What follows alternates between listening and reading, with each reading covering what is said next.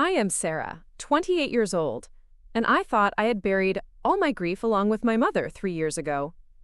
I was wrong. Last Tuesday morning, I received a phone call that shattered the fragile peace I had built around my loss. It was Marcus, the owner of Heritage Jewelers downtown, calling to inform me that someone had just tried to sell my mother's engagement ring. The same ring that was supposed to be safely tucked away in my jewelry box at home, the same ring my stepmother Patricia had sworn she knew nothing about when it mysteriously disappeared 6 months ago. Before we jump back in, tell us where you're tuning in from, and if this story touches you, make sure you're subscribed, because tomorrow, I've saved something extra special for you. Growing up in Cedar Falls, Iowa, I was blessed with the kind of childhood most people only see in movies. My mother, Elena Rodriguez, was a high school Spanish teacher who filled our modest 2-story home with warmth, laughter, and the rich aromas of her grandmother's Cuban recipes. She had this way of making every ordinary moment feel magical, whether we were reading together on rainy Saturday afternoons or dancing to salsa music while cleaning the kitchen. My father, David Chen, worked as an accountant at the local credit union, and together they created a home where love was abundant, even when money was tight. My mother's engagement ring was a family heirloom that had traveled from Havana to Miami when her grandmother fled Cuba in the 1960s. It was not the largest diamond you had ever seen, maybe a carat and a half, but it was surrounded by intricate white gold filigree work that told the story of 3 generations of strong women. Elena used to tell me that her grandmother had sewn the ring into the lining of her coat when she left everything behind, knowing that this small piece of beauty would be all she could carry into her new life. The ring represented resilience, hope, and the unbreakable bonds between mothers and daughters. When I was 16, my mother was diagnosed with ovarian cancer. The next 2 years became a blur of hospital visits, chemotherapy sessions, and desperate attempts to maintain normalcy while our world crumbled around us. She fought with a grace and courage that still takes my breath away, never complaining about the pain or the treatments that left her weak and exhausted. During those long months, we would sit together in her hospital bed, and she would slide the ring off her finger, letting me examine every detail while she told me stories about the women who had worn it before her. Elena would trace the delicate patterns with her fingertip and explain how her grandmother had worked as a seamstress in Havana, creating beautiful dresses for wealthy families before the revolution changed everything. She told me about her own mother, who had worn the ring while building a new life in Miami, working double shifts at a textile factory to put food on the table and send her daughter to college. These stories were more than family history, they were my inheritance, connecting me to a legacy of women who had overcome impossible odds with dignity and determination. 2 weeks before my 18th birthday, my mother called me to her bedside and pressed the ring into my palm. Her hands were so thin by then, the ring sliding off easily despite the swelling from her medications. She told me that the ring was mine now, not to wear immediately, but to keep safe until I found someone worthy of the love it represented. She made me promise that I would never let anyone pressure me into giving it up, that I would understand its value went far beyond the monetary worth of the gold and diamond. She wanted me to know that this ring was my connection to the strong women who came before me, and someday it would connect me to the daughters who might come after. My mother passed away on a Tuesday morning in early spring, 3 days after my 18th birthday. I was holding her hand when she drew her last breath, the ring safely tucked in my pocket where I had kept it since she gave it to me. The funeral was small but beautiful, filled with her former students, colleagues, and neighbors, whose lives she had touched during her 43 years. My father was devastated, barely able to function in the weeks that followed. I found myself stepping into the role of caretaker, managing household tasks and paperwork while trying to process my own overwhelming grief. For the first year after Mom died, Dad and I navigated our loss together. We kept her garden growing, maintained her recipe collection, and slowly learned how to exist in a world without her bright presence. I was attending Iowa State University, majoring in communications with plans to become a journalist like my mother had always encouraged me to do. Dad would drive up to visit me on campus every few weeks, and we would spend hours talking about Mom, sharing memories and finding comfort in keeping her stories alive. During my sophomore year, Dad began mentioning a woman named Patricia who worked in the administrative office at his credit union. At first, these mentions were casual, professional references to someone who had been particularly helpful with a work project or who had recommended a good restaurant. Gradually, I began to understand that their relationship was developing beyond workplace friendship. I felt conflicted about this development, wanting my father to find happiness while struggling with the idea of anyone taking my mother's place in his life. Patricia Meadows was 42 years old, divorced, and the mother of a 17-year-old daughter named Brianna. She had moved to Cedar Falls from Des Moines 3 years earlier, seeking a fresh start after what she described as a messy divorce from her ex-husband. Patricia was attractive in a polished, careful way, with highlighted blonde hair always styled perfectly, and a wardrobe that suggested she spent considerable time and money on her appearance. She was friendly enough during our initial meetings, asking appropriate questions about my studies and expressing sympathy for the loss of my mother. Dad and Patricia dated for 8 months before he proposed. I was 21, and in my junior year of college when he called to tell me about their engagement. Part of me was genuinely happy for him, recognizing that he had been lonely, and that Patricia seemed to bring some lightness back into his life. Another part of me felt like I was betraying my mother's memory by accepting this new woman into our family dynamic. The engagement period was relatively smooth, with Patricia making efforts to include me in wedding planning decisions and expressing interest in maintaining the traditions my mother had established in our home. They married in a small ceremony at the courthouse, followed by a reception at the country club where Patricia was a member. I served as my father's witness, wearing a dress in my mother's favorite shade of blue, and carrying a small bouquet that included gardenias, the flower Mom had carried at her own wedding. Patricia's daughter Brianna served as her witness, and while we were polite to each other, there was an underlying tension that neither of us seemed able to overcome. Brianna was beautiful in the way that 17-year-old girls often are, with long blonde hair like her mother, and in confidence that bordered on entitlement. After the wedding, Patricia moved into our family home, bringing Brianna and what seemed like an enormous amount of belongings. I was living in an apartment near campus by then, but the house remained my official address and the place I returned to during breaks and summer vacation. Patricia immediately began making changes to the decor, replacing my mother's warm, eclectic style with something more contemporary and neutral. She explained that she wanted to create a fresh environment where everyone could feel comfortable, but I could not help feeling like my mother's presence was being systematically erased. The first major conflict arose during my senior year when I came home for Christmas break and discovered that Patricia had converted my mother's sewing room. Preparing and narrating this story took us a lot of time. So if you are enjoying it, subscribe to our channel. It means a lot to us.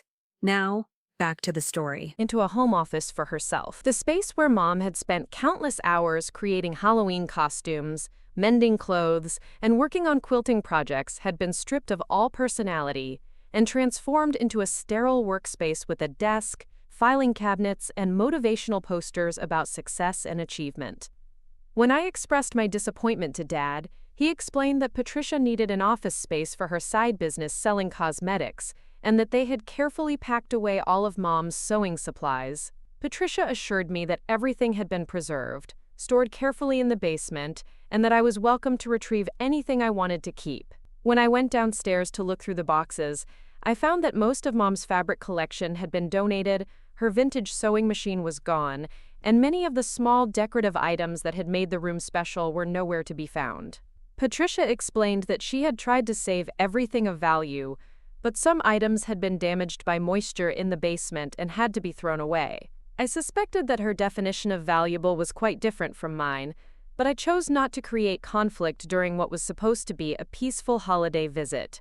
After graduating from college, I accepted a position with a marketing firm in Des Moines, about 2 hours from Cedar Falls. The job was perfect for my career goals, offering opportunities to work with nonprofit organizations and develop campaigns for social causes I cared about. I found a small but charming apartment in a historic neighborhood and began building an independent adult life. I visited Dad and Patricia every few weeks, maintaining a cordial relationship while privately mourning the loss of the home atmosphere my mother had created. During these visits, I began to notice subtle changes in how Patricia treated both my father and me. She had developed a tendency to interrupt conversations, particularly when Dad and I were sharing memories of my mother. She would redirect the discussion to present concerns or future plans, making it clear that dwelling on the past was not something she encouraged.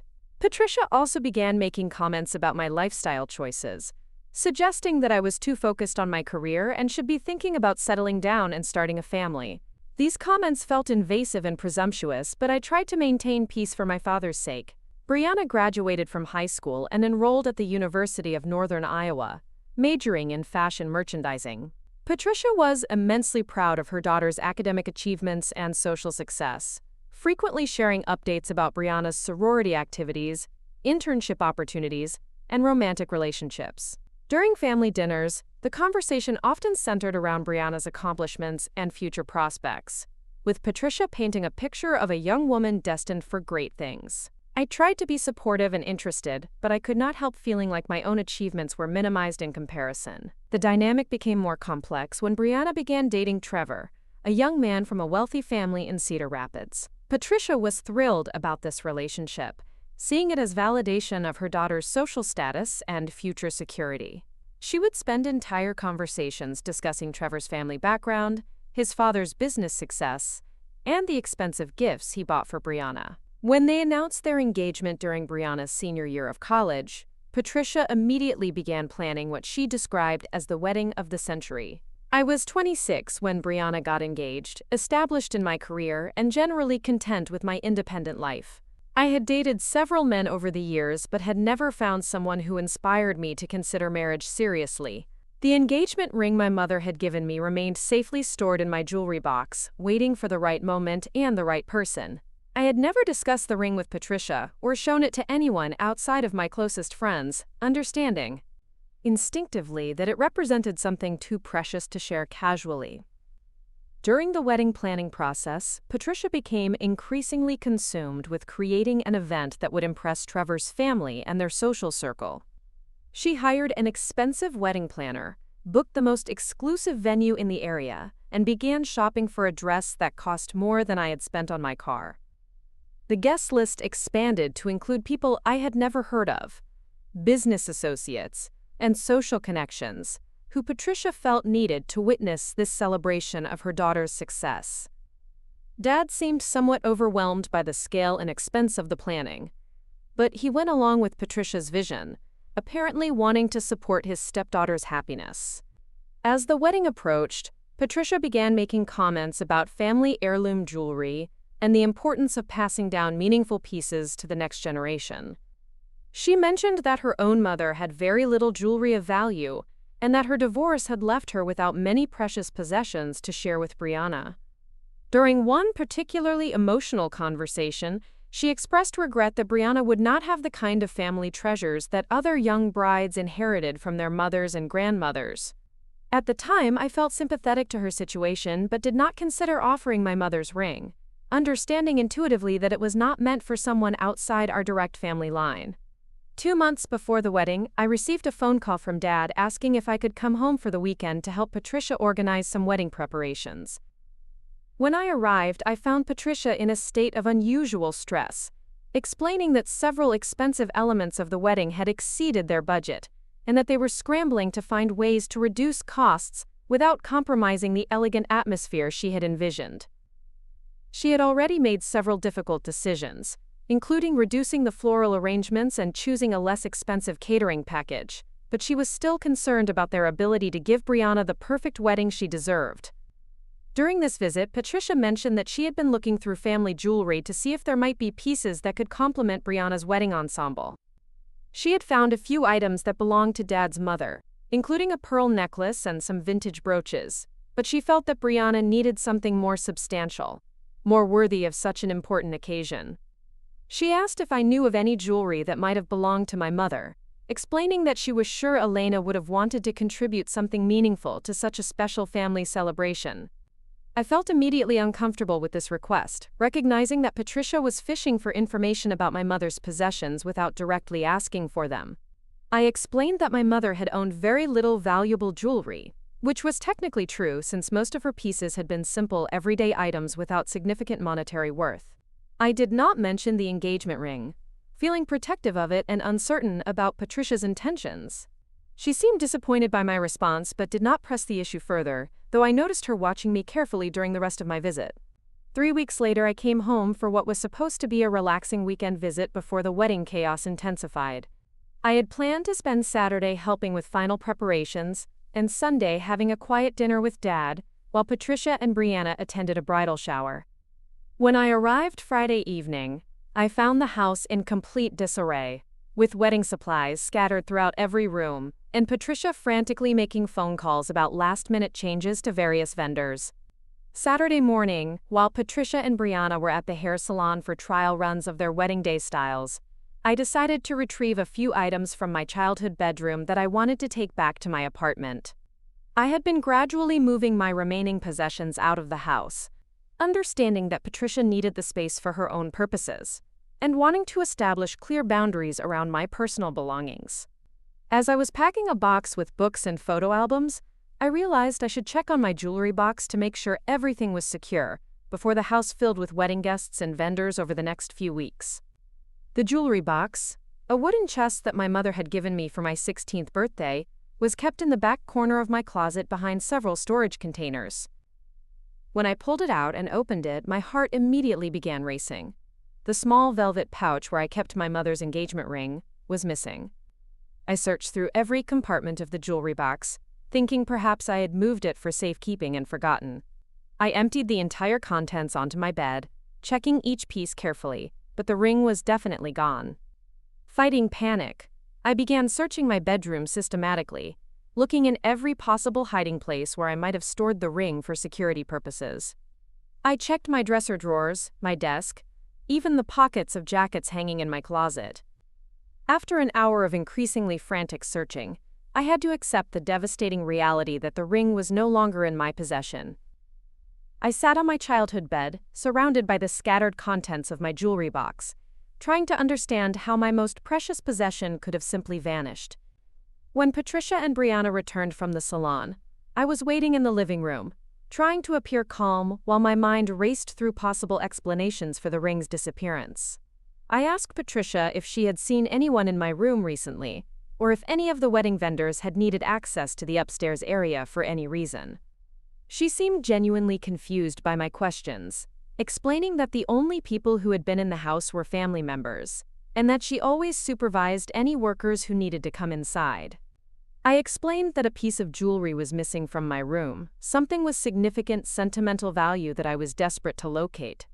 Patricia immediately offered to help me search, suggesting that perhaps the item had fallen behind furniture or gotten mixed in with other belongings during the recent reorganization of household items for the wedding.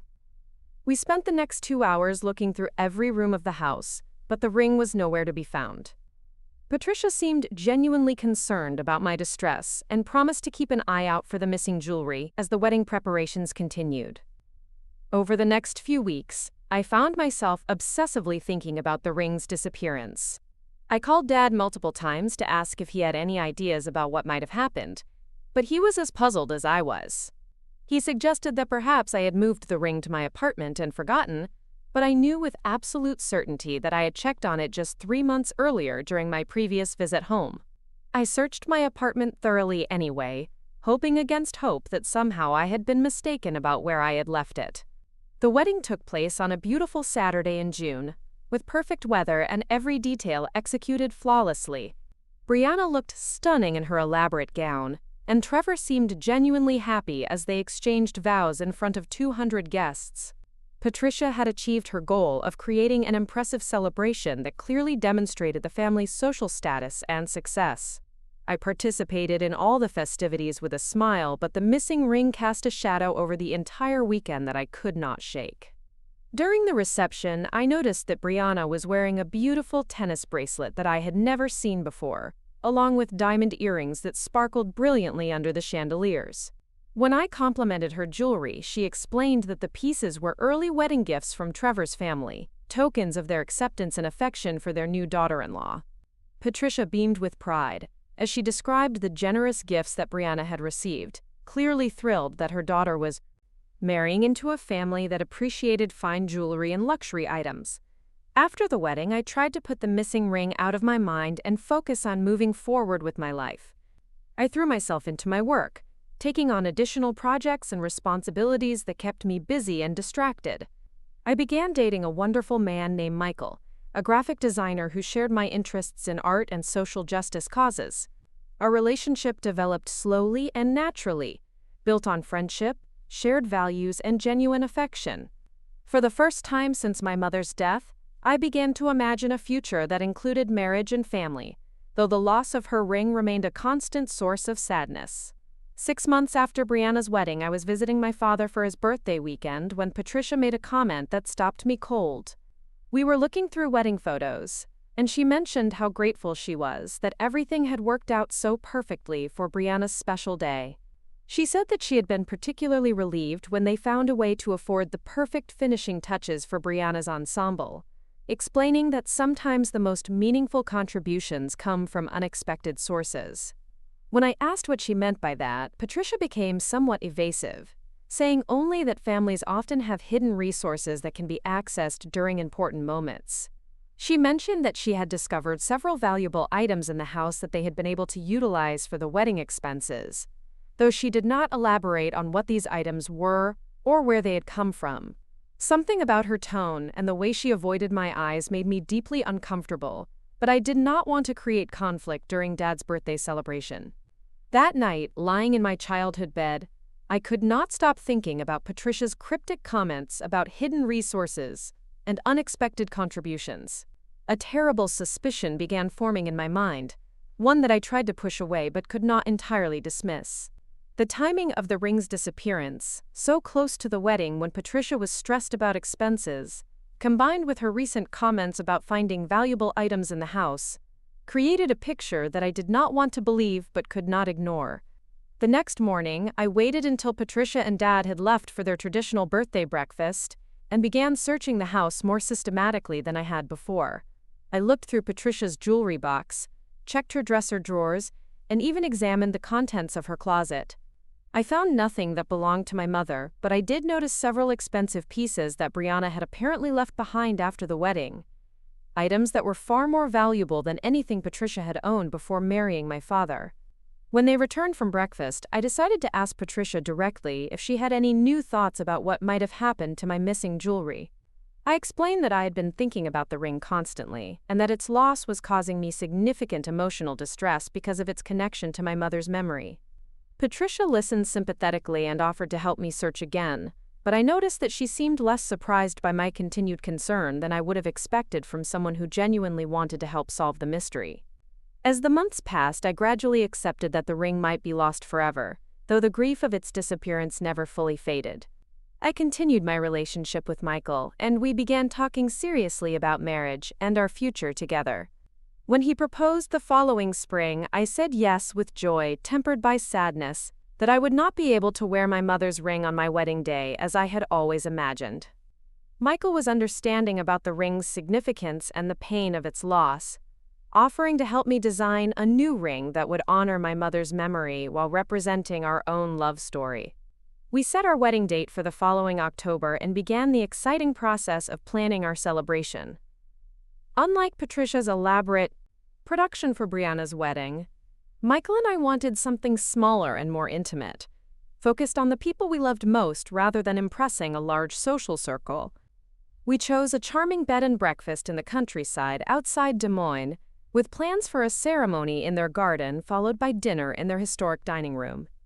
3 weeks before our wedding, I was at work on a Tuesday morning when my phone rang with a call from a number I did not recognize. The caller identified himself as Marcus Williams, the owner of Heritage Jewelers, a reputable antique jewelry shop in downtown Cedar Falls. He explained that someone had brought in a ring the previous day, attempting to sell it, and that something about the piece had prompted him to do some research before completing the transaction. Marcus told me that the ring was clearly a vintage piece, probably from the 1940s or 50s, with distinctive Cuban-style metalwork that suggested it had been created by skilled artisans in Havana. He had asked the seller about the ring's history, and their vague, inconsistent answers had made him suspicious that they might not be the rightful owner. When he pressed for more details about how they had acquired the piece, the seller had become defensive and ultimately left the shop without completing the sale, promising to return with better documentation of ownership. My heart was pounding as Marcus described the ring in detail, from the exact carat weight of the center diamond to the intricate filigree pattern that surrounded it. Every detail he mentioned matched my mother's engagement ring perfectly, confirming my worst fears about what had happened to my most precious possession. When I told Marcus that I believed the ring belonged to me and explained its history, he asked me to come to his shop as soon as possible to identify the piece and discuss what had transpired. I left work immediately and drove to Cedar Falls, my mind racing with emotions ranging from relief that the ring had been found, to fury that someone had attempted to sell my mother's precious heirloom. Marcus was waiting for me when I arrived at Heritage Jewelers, a distinguished older gentleman with kind eyes and an obvious passion for the historical significance of the pieces in his collection. He led me to a private office behind the main showroom and carefully placed a familiar velvet box on the desk between us. When he opened the box, I nearly collapsed with relief and rage. There was my mother's ring, exactly as I remembered it. The diamond catching the light in the same magical way it had when she used to show it to me during her final months. The intricate metalwork was unmistakable, and I could see the tiny inscription inside the band that read, "Para Elena, con amor eterno," the words my grandfather had engraved when he gave the ring to my grandmother decades earlier.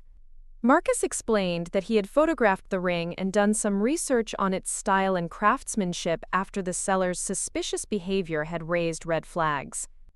He had contacted several colleagues in the antique jewelry business, and one of them had suggested he reach out to local families who might have connections to Cuban heritage and vintage jewelry from that era. Through a series of phone calls and inquiries, he had eventually been directed to me as someone who might have information about a missing family heirloom. When I asked Marcus to describe the person who had tried to sell the ring, his description matched Patricia perfectly.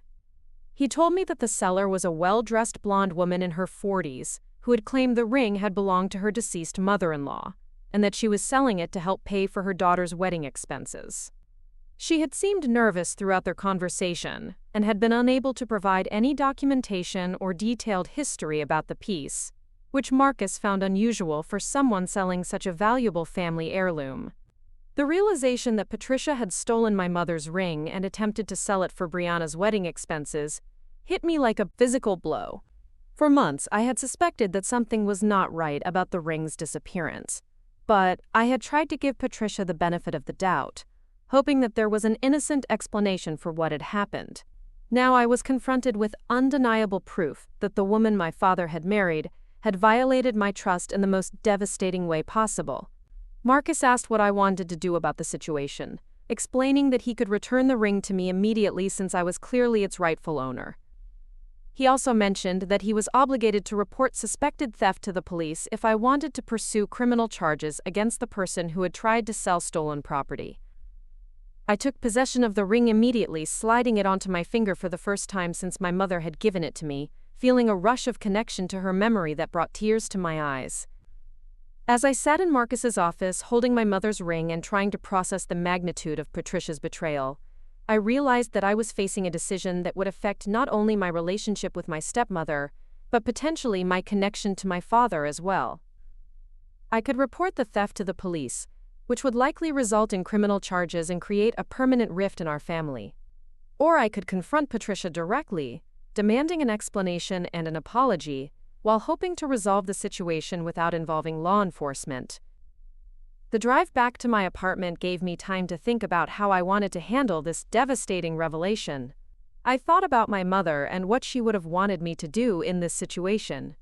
Elena had always believed in the importance of family forgiveness and second chances, but she had also taught me to stand up for myself and protect what was rightfully mine. The ring represented more than just monetary value. It was my connection to generations of strong women who had faced difficult circumstances with courage and dignity. By the time I reached my apartment, I had made my decision. I would confront Patricia directly, not with the goal of destroying my father's marriage, but with the intention of setting clear boundaries and ensuring that such a violation could never happen again. I would demand a full explanation of what had happened and an acknowledgement of the pain her actions had caused. Most importantly, I would make it clear that any future relationship between us would depend on her ability to take responsibility for what she had done and demonstrate genuine remorse for her actions. I called my father that evening and asked if I could come visit the following weekend, explaining that there was something important I needed to discuss with both him and Patricia. Dad seemed pleased by my request, mentioning that Patricia had been wondering if everything was all right since I had seemed somewhat distant during recent conversations. I assured him that we would have a productive conversation, and that I was looking forward to clearing the air about some concerns I had been harboring. The rest of the week passed slowly as I prepared for what I knew would be one of the most difficult conversations of my life.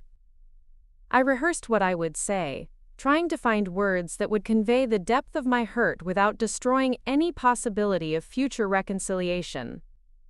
I thought about my mother's wisdom and strength, drawing on her memory for the courage I would need to face Patricia with both honesty and dignity. Michael was incredibly supportive during this difficult period, listening patiently as I worked through my emotions, and helping me prepare for the upcoming confrontation. He reminded me that my mother would be proud of how I was handling this situation, standing up for what was right while trying to preserve family relationships whenever possible. His love and encouragement gave me the strength I needed to face whatever consequences might come from revealing the truth about Patricia's actions. Saturday morning, I drove to Cedar Falls with my mother's ring safely secured in a small jewelry box in my purse. I had decided to wear it to the confrontation, both as evidence of what Patricia had done and as a source of strength for my mother's memory. As I pulled into the driveway of my childhood home, I said a silent prayer for wisdom and courage, knowing that the next few hours would determine the future of my relationship with my father and stepmother forever. Walking up the familiar stone pathway to my childhood home, I felt the weight of my mother's ring on my finger beneath my gloves. The autumn air was crisp, carrying the scent of burning leaves and the promise of winter. Dad answered the door with his usual warm smile, pulling me into a hug that reminded me of countless homecomings over the years. Patricia appeared behind him, her perfectly styled hair catching the afternoon light as she welcomed me with what seemed like genuine pleasure. We settled in the living room with coffee and the homemade apple pie that had become Patricia's signature dessert. The conversation began pleasantly enough, with updates about my work, Michael's latest design projects, and their recent vacation to Branson with Brianna and Trevor. Patricia seemed relaxed and happy, describing their growing excitement about becoming grandparents when Brianna and Trevor started their family. Dad beamed with pride as he talked about his expanding role in their social circle and how welcomed he felt by Trevor's family. As we chatted about everyday topics, I found myself studying Patricia's face, searching for any sign of guilt or awareness about what she had done. She seemed completely at ease, laughing at Dad's stories about his golf game and sharing gossip about neighbors and mutual acquaintances. Her demeanor was so natural and unguarded that I began to doubt my own certainty about what had transpired. Could there possibly be another explanation for how my mother's ring had ended up at Heritage Jewelers? After an hour of pleasant conversation, I took a deep breath and shifted the discussion toward the real purpose of my visit. I mentioned that I had some news to share about something that had been troubling me for months. Both Dad and Patricia leaned forward with expressions of concern, clearly expecting me to reveal some personal problem or professional challenge that they might be able to help me resolve. I removed my gloves slowly, revealing my mother's engagement ring sparkling on my finger. The reaction was immediate and telling. Dad's face lit up with joy and surprise, his eyes filling with tears as he recognized the ring he had placed on my mother's finger more than 30 years earlier.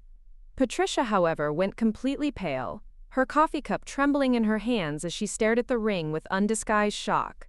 Dad reached for my hand, examining the ring with wonder and asking how I had found it after all these months of searching. His genuine happiness and relief were beautiful to witness, reminding me of the man he had been during my mother's lifetime when his emotions were always close to the surface. He asked if I had discovered it somewhere in my apartment, or if someone had found it and returned it to me. Before I could answer, Patricia set down her coffee cup with shaking hands and asked in a voice barely above a whisper where I had gotten the ring. The question struck me as odd, since someone who had been helping me search for the missing jewelry should have been asking where I had found it, not where I had gotten it. The distinction was subtle but significant, suggesting that Patricia knew the ring had not simply been misplaced. I explained that I had received a call from Marcus Williams at Heritage Jewelers, describing how someone had attempted to sell the ring and how his research had led him to contact me. As I spoke, I watched Patricia's face carefully, noting how her complexion grew increasingly ashen, and how her breathing became shallow and rapid.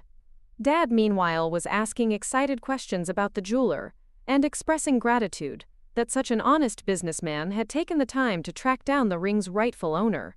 Patricia suddenly stood up, mumbling something about needing to check on dinner preparation, and hurried toward the kitchen. Dad and I continued our conversation about the ring's recovery, with him asking to hear more details about my conversation with Marcus, and expressing amazement at the series of coincidences that had led to its return. I could hear Patricia moving around in the kitchen, opening and closing cabinet doors with more force than necessary. When Patricia returned to the living room 15 minutes later, she had clearly composed herself, though her hands were still trembling slightly as she rejoined our conversation. She expressed happiness that the ring had been found, and asked several questions about the jeweler's shop and how he had managed to locate me. Her questions seemed designed to gather information about what Marcus might have told me, rather than to celebrate the ring's return. I decided it was time to be more direct about what I knew.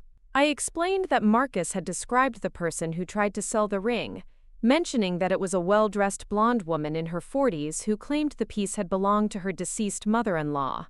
I watched Patricia's face as I shared these details, noting how she avoided making eye contact and how her posture became increasingly rigid. Dad looked confused by this information, asking why someone would claim ownership of my mother's ring. He wondered aloud if there had been some kind of mistake or misunderstanding, perhaps involving a ring that looked similar to Elena's, but was actually a different piece entirely. His trust and naivete were both touching and heartbreaking, reminding me of how completely he believed in the goodness of the people he loved. Patricia cleared her throat and suggested that there might indeed have been some confusion at the jewelry store.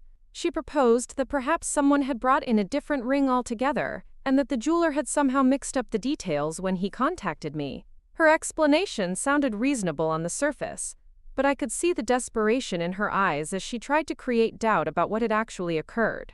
I reached into my purse and pulled out the receipt Marcus had given me, along with the detailed description he had written of the ring and the circumstances surrounding the attempted sale. The documentation included the exact time and date of the incident, a description of the seller that matched Patricia perfectly, and even a notation about the specific story the seller had told about the ring's origins. As I read the details aloud, Patricia's composure finally cracked. Her face crumpled and she began to cry. Not the theatrical sobs I had witnessed during family disagreements in the past, but quiet, devastated tears that seemed to come from genuine shame and regret. Dad looked back and forth between us, clearly struggling to understand what was happening and why Patricia was so upset. Through her tears, Patricia began to speak, her words tumbling out in a rush of confession and justification. She admitted that she had taken the ring from my jewelry box during the weeks leading up to Brianna's wedding. She explained that they had been facing unexpected financial pressures related to the wedding expenses, and that she had panicked when it became clear that they could not afford all the elements that Brianna had dreamed of for her special day. Patricia described how she had noticed the ring during one of her visits to my room, when she had been looking for something to borrow for a family event. She had been struck by its beauty and obvious value, and when the wedding financial crisis had reached its peak, she had convinced herself that taking the ring temporarily would be a victimless solution to their problems. She claimed that she had intended to replace it with a similar piece before I noticed it was missing. Dad sat in stunned silence as Patricia continued her confession, explaining how she had researched the ring's value online and discovered that it was worth significantly more than she had initially realized. She had convinced herself that selling it would solve their immediate financial problems, and that she could eventually save enough money to buy a replacement ring that I would never know was different from the original. The plan had seemed reasonable to her in the desperate weeks before the wedding, but when she had actually gone to Heritage Jewelers to complete the sale, Marcus's questions had made her realize the magnitude of what she was attempting to do. She described how his inquiries about the ring's history had forced her to confront the reality that she was trying to sell stolen property, something that could result in criminal charges and destroy her family. Patricia explained that she had left the jewelry store in a panic, intending to return the ring to my room before anyone discovered what she had done. However, she had been afraid to come back to the house immediately, worried that her suspicious behavior at the shop might have prompted the jeweler to contact the police. She had been paralyzed by fear and shame, unable to return the ring but equally unable to complete the sale. As her confession continued, Dad's expression transformed from confusion to disbelief to profound disappointment. I could see him struggling to reconcile the woman he had married with someone capable of stealing from his daughter, particularly something as precious and irreplaceable as his late wife's engagement ring. The betrayal was doubly painful because it involved not only theft, but also a violation of Elena's memory. Patricia turned to me with desperate eyes, begging for my forgiveness and understanding. She insisted that she had never intended to keep the ring permanently, and that her actions had been driven by panic rather than malice. She explained how the pressure of creating the perfect wedding for Brianna had overwhelmed her judgment and led her to make decisions she would regret for the rest of her life. I listened to her explanation with a mixture of anger, sadness, and profound disappointment. While I could understand the financial stress she had been experiencing, I could not comprehend how that pressure could justify stealing something so precious from someone who had treated her with nothing but respect and acceptance. The ring represented far more than its monetary value. It was my connection to my mother and my heritage, something irreplaceable that no amount of money could substitute. Dad finally found his voice, asking Patricia how she could have done something so hurtful and deceptive. His words were quiet but filled with pain, reflecting his struggle to understand how the woman he loved could have betrayed his daughter in such a fundamental way. He reminded Patricia that she knew how much the ring meant to me, and how devastated I had been by its disappearance. Patricia's response revealed the depth of her self-centeredness and entitlement. She explained that she had convinced herself that I did not really need the ring, since I was not engaged at the time and might not even get married for years. She had reasoned that the ring was just sitting unused in my jewelry box, while Brianna needed immediate help to achieve her dream wedding. In her mind, she had been redistributing family resources to where they were most urgently needed. This justification infuriated me more than the original theft. The idea that Patricia felt entitled to make decisions about my possessions based on her assessment of my current needs revealed a level of presumption that was breathtaking in its arrogance. She had appointed herself the arbiter of what I did or did not deserve, completely disregarding my right to determine the fate of my own inheritance. I asked Patricia if she had any idea what the past 6 months had been like for me, wondering every day what had happened to my mother's ring, and whether I would ever see it again. I described the sleepless nights I had spent searching my apartment, convinced that I must have somehow misplaced or forgotten where I had stored the ring. I explained how the loss had affected my relationship with Michael, casting a shadow over our engagement, because I could not stop grieving for the ring I had always planned to wear on my wedding day. Patricia's tears increased as I described the emotional impact of her actions, but I sensed that her distress was more about being caught than about understanding the pain she had caused. She kept returning to explanations about the wedding expenses and the pressure she had felt to give Brianna a perfect celebration, as if these circumstances somehow justified her decision to steal from me. Dad asked the question that I had been wondering about myself: what Patricia had planned to do if Marcus had completed the sale and the ring had been lost forever. Her answer revealed the shallow nature of her thinking about the consequences of her actions. She admitted that she had not really considered the long-term implications, focusing only on solving the immediate financial crisis without thinking about how she would explain the ring's permanent disappearance. I realized that Patricia had been willing to let me suffer indefinitely, wondering what had happened to my most precious possession, rather than face the consequences of admitting what she had done. She would have been content to watch me grieve for the ring's loss while she enjoyed the benefits of the money she had received from its sale. The callousness of this scenario was almost harder to accept than the original theft. As the conversation continued, I began to understand that Patricia's relationship with our family had always been more transactional than I had realized. She had viewed my father's resources, including his daughter's possessions, as assets to be managed and utilized for her own family's benefit. My mother's ring had not been seen as a sacred family heirloom, but as a valuable object that could be converted to cash when needed. Dad struggled to process this revelation about his wife's character, asking her repeatedly how she could have justified taking something that did not belong to her. Patricia's responses revealed a pattern of thinking that prioritized her immediate family's needs above any other considerations, including basic honesty and respect for other people's property. She seemed genuinely unable to understand why her actions were so fundamentally wrong. I found myself thinking about all the small incidents over the years that had suggested Patricia's sense of entitlement to our family's resources. The gradual appropriation of my mother's belongings, the assumption that Dad's income should fund Brianna's lifestyle, and the expectation that I should automatically support their family decisions, all took on new meaning in light of this theft. Patricia began pleading with both Dad and me not to let this incident destroy our family relationships. She promised that nothing like this would ever happen again, and begged for the chance to make amends for what she had done. Her appeals were emotional and seemingly heartfelt, but I noticed that she continued to focus on the consequences for herself and her family rather than demonstrating genuine understanding of how her actions had affected me. Dad asked what Patricia thought should happen next, clearly struggling with his role as both husband and father in this devastating situation. He was caught between his loyalty to his wife and his love for his daughter, forced to navigate a conflict that had no easy resolution.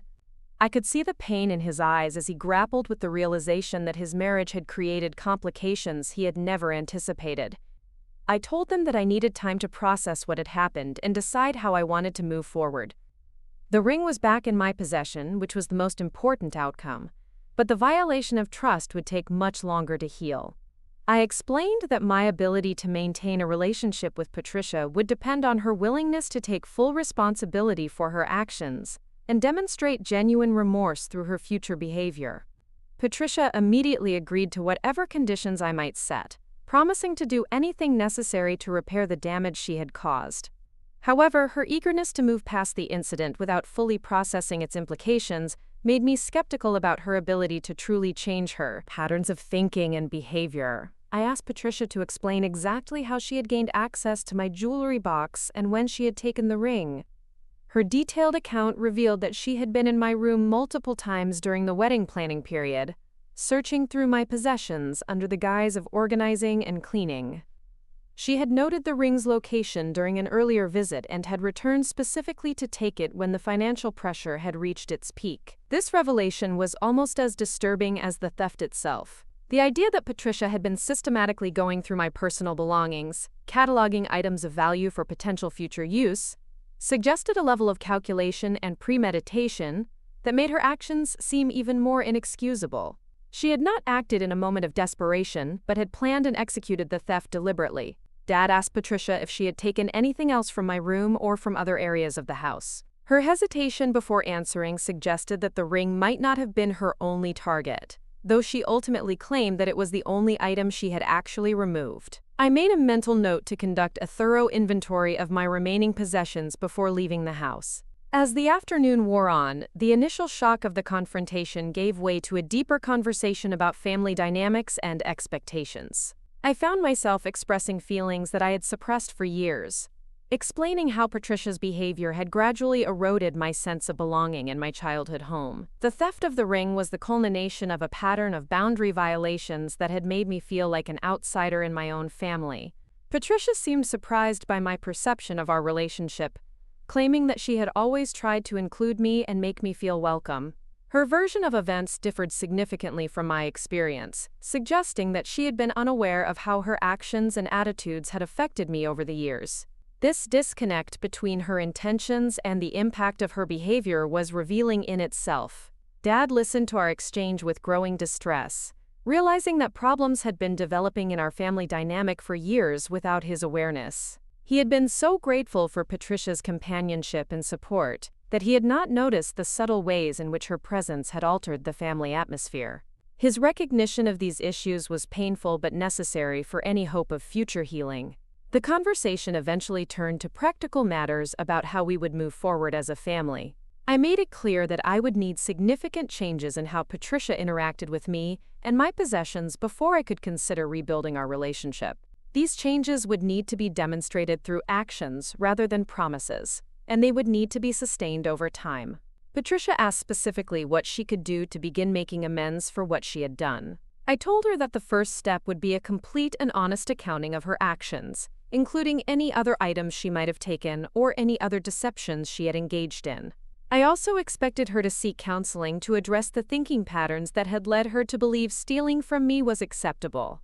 Dad supported my request for honesty and professional help, recognizing that the issues revealed by this incident went beyond a simple mistake in judgment. He acknowledged that Patricia's actions had damaged not only her relationship with me, but also his trust in her character. The work of rebuilding their marriage would be separate from but related to the work of repairing our family relationships. As evening approached, I realized that this conversation was just the beginning of a much longer process of healing and rebuilding. The ring was safely back where it belonged, but the emotional damage would take much more time and effort to repair. I had learned painful truths about my stepmother's character, but I had also discovered my own strength in standing up for what was right. Patricia's final words before I left that evening were a promise to prove herself worthy of forgiveness through her future actions. Whether she would follow through on this commitment remained to be seen, but I felt cautiously optimistic that the honesty of our confrontation might create an opportunity for genuine change in our family dynamics. Driving home that night with my mother's ring securely on my finger, I felt a complex mixture of emotions. The relief of recovering my precious inheritance was overwhelming, but the knowledge of how close I had come to losing it forever was sobering. The confrontation with Patricia had been difficult but necessary, establishing boundaries that should have been in place years earlier. Most importantly, I felt my mother's presence strongly as I wore her ring again for the first time in months. The weight of it on my finger was a reminder of the strong women who had worn it before me and the courage they had shown in facing their own challenges. I knew that Elena would have been proud of how I had handled the situation, standing up for what was right while leaving room for forgiveness and healing. The weeks following my confrontation with Patricia were filled with careful rebuilding and unexpected revelations. True to her word, she began attending counseling sessions with a therapist who specialized in family dynamics and personal accountability. Dad joined her for couples therapy, recognizing that their marriage needed professional guidance to survive the breach of trust that had been exposed. During this period, Patricia made several discoveries about herself that she shared with me during our cautious attempts at reconciliation. She came to understand that her desperation to provide Brianna with a perfect wedding had stemmed from her own insecurities about not being able to offer her daughter the same advantages that Trevor's family could provide.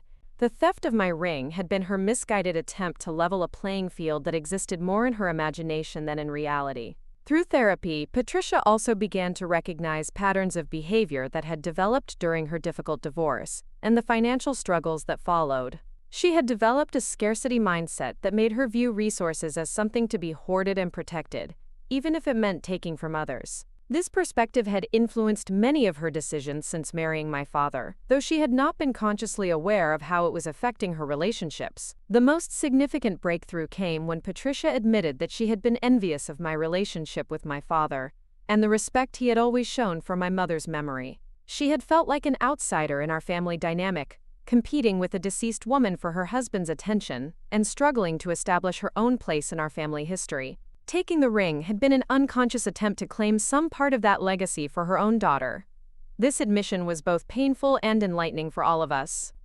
Dad was devastated to learn that Patricia had felt excluded from our family bonds, while I was shocked to discover that my efforts to maintain my mother's memory had inadvertently created barriers to accepting my stepmother. We began to understand that the theft was a symptom of deeper issues that none of us had addressed openly. Patricia's commitment to making amends extended beyond therapy sessions. She insisted on paying for a professional appraisal of my mother's ring and covering the cost of additional insurance to protect it in the future. She also volunteered to contribute to my wedding expenses, explaining that she wanted to give back some of the resources she had tried to take from me. While I appreciated the gesture, I declined the financial assistance, preferring to keep our healing process separate from monetary considerations. More meaningful to me was Patricia's effort to learn about my mother's Cuban heritage and the significance of the ring's cultural background. She spent time researching the history of Cuban immigration and the experiences of families like my grandmother's who had fled their homeland with nothing but hope and determination. She began to understand that the ring represented far more than jewelry. It was a symbol of survival, resilience, and the unbreakable bonds between generations of women.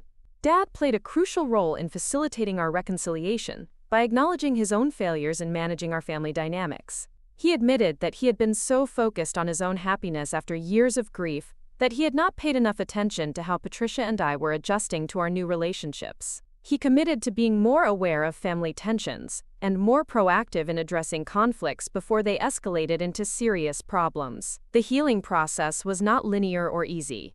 There were setbacks and difficult conversations that tested everyone's commitment to rebuilding our relationships. Patricia struggled with shame about her actions, sometimes becoming defensive when discussing the incident. I had to work through my own anger and learn to separate Patricia's current efforts from my hurt over what she had done. One particularly challenging moment came when Brianna learned about what her mother had done. Patricia had initially wanted to keep the incident private, but her therapist helped her understand that family secrets often create more problems than they solve. When Brianna discovered that her perfect wedding had been partially funded by stolen property, she was mortified and insisted on making her own apologies to me. Brianna's reaction surprised me with its maturity and genuine remorse. She had not known about her mother's financial struggles or the desperate measures Patricia had taken to afford the wedding expenses. Upon learning the truth, she immediately offered to sell some of her wedding gifts to compensate for any costs I had incurred in recovering the ring. Her willingness to take responsibility for benefits she had unknowingly received showed a level of integrity that gave me hope for our future relationship. Trevor's family also played an unexpected role in our healing process. When they learned about the financial pressures that had contributed to Patricia's poor judgment, they quietly arranged to cover some of Brianna and Trevor's ongoing expenses, reducing the financial stress that had originally triggered the crisis. Their generosity was offered without judgment or publicity, reflecting a genuine desire to support family members in need. As the months passed, Patricia began to demonstrate the behavioral changes that her therapy was helping her develop. She asked permission before entering my childhood bedroom and respected my boundaries about personal possessions. She stopped making assumptions about family resources and began contributing more equitably to household expenses. Most importantly, she started approaching family decisions collaboratively rather than unilaterally. The transformation was gradual but noticeable. Family gatherings became more comfortable as Patricia learned to navigate conversations about my mother without feeling threatened or excluded. She began asking thoughtful questions about Elena's life and interests, showing genuine curiosity about the woman whose memory continued to influence our family. These conversations helped all of us find ways to honor the past while building positive relationships in the present. Michael was incredibly supportive throughout this difficult period, offering perspective and encouragement when the healing process felt overwhelming. His calm presence during family visits helped ease tensions and provided a neutral viewpoint that often diffused conflicts before they escalated. His respect for my mother's memory and understanding of the ring's significance made him a valuable ally in establishing new family dynamics. When Michael and I married in October, exactly 1 year after Patricia's theft of the ring, the ceremony was everything we had dreamed it would be. I wore my mother's engagement ring with pride and joy, feeling connected to the generations of strong women who had worn it before me. Patricia attended the wedding with genuine happiness, having earned her place there through months of hard work and personal growth. During the reception, Patricia surprised me by presenting a small gift that demonstrated how much she had learned about our family history. She had commissioned a local artist to create a watercolor painting of my grandmother's house in Havana, based on old photographs and stories that Dad had shared with her. The painting would hang in my new home as a reminder of the journey that had brought the ring to me, and the courage of the women who had preserved it through decades of change. The gift represented more than an artistic creation. It symbolized Patricia's acceptance of her role in our family's continuing story, rather than her previous attempts to rewrite or control that narrative. She had learned to honor the past while finding her own meaningful place in our present and future. The healing between us was not complete, but it was genuine and sustainable. 1 year after the recovery of my mother's ring, our family gathered for Thanksgiving dinner at Dad and Patricia's house. The atmosphere was warmer and more authentic than it had been in years, with everyone contributing to conversations and decisions about family traditions and future plans. Patricia had learned to appreciate the existing customs rather than feeling compelled to replace them with her own preferences. During dinner, Brianna announced that she and Trevor were expecting their first child. The news was celebrated by everyone, but I was particularly moved when Patricia mentioned that she hoped the baby would grow up hearing stories about all the strong women in our extended family history. She specifically mentioned my mother and grandmother, acknowledging their importance in our family legacy and their influence on the person I had become. As we discussed plans for welcoming the new baby, Patricia asked if I would be willing to share some of my mother's stories and traditions with the child as they grew up. She recognized that these cultural connections were valuable gifts that she could not provide but that I could offer to my future niece or nephew. Her request showed genuine respect for my role in the family and understanding of what I had to contribute. The conversation turned to family heirlooms and the importance of preserving meaningful objects for future generations. Patricia mentioned that she hoped to create new traditions and keepsakes that would connect her descendants to their own family history. She had started researching her own genealogy and collecting stories from older relatives, inspired by the powerful legacy that my mother's ring represented. Looking back on the year of healing and growth that followed the theft and recovery of my mother's ring, I am amazed by how much our family relationships have evolved. What began as a devastating betrayal became an opportunity for honest communication and genuine change. Patricia's willingness to confront her own flaws and work toward redemption has created possibilities for connection that I never thought possible. The ring continues to serve as a powerful reminder of the strength and resilience that runs through my family's women. Wearing it on my wedding day connected me to my mother's love and my grandmother's courage, while symbolizing my own journey toward building a life of meaning and purpose. The theft and recovery of this precious heirloom taught me valuable lessons about forgiveness, boundaries, and the complex nature of family relationships. Today, Patricia and I have built a relationship based on mutual respect and honest communication rather than obligation and surface politeness. We may never be as close as biological mothers and daughters, but we have found a way to appreciate each other's strengths and support each other's growth. The work of rebuilding trust continues, but it is grounded in genuine understanding and shared commitment to our family's well-being. My mother's ring remains safely in my possession, a tangible link to the past and a symbol of hope for the future. The lessons it has taught me about courage, perseverance, and the importance of standing up for what is right will influence how I approach challenges for the rest of my life.